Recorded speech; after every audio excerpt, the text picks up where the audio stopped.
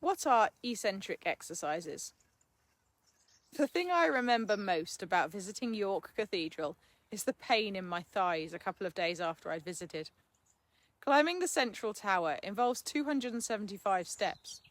It wasn't the steps upward that led to the delayed onset muscle syndrome, commonly known as DOMS, but the eccentric contraction of the thigh muscles as I came back down the steps. You might have noticed a focus on eccentric exercises at the moment. A 2024 study has found that for older adults, doing eccentric exercises once a week is as effective in some ways as doing them twice a week. This is good news, as exercise compliance is not great among the general population, and building or maintaining strength becomes especially important as we age. But what are eccentric exercises? Or, as I heard Dr. Michael Mosley describe them on one of his podcasts, eccentric exercises. There are 3 ways of contracting a muscle.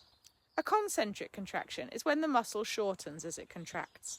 For example, the biceps muscle shortens when you do a biceps curl.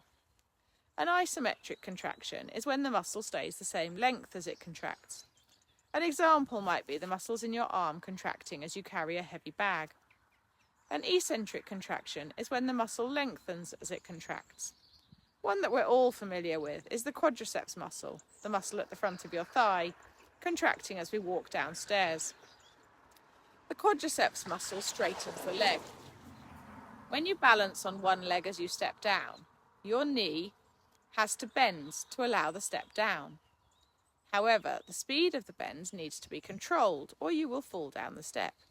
So the quadriceps muscle, which straightens the knee, works, contracts, and lengthens, controlling the speed of the knee's bend. This is an eccentric contraction. I include eccentric exercises in my regular exercise regime. At 50 years old, it's time for me to focus more on building and maintaining strength throughout my body to support healthy aging.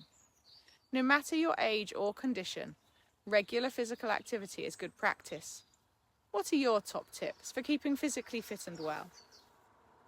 I'm Sue Palmer, the Horse Physio, and I'm here to help you and your horse.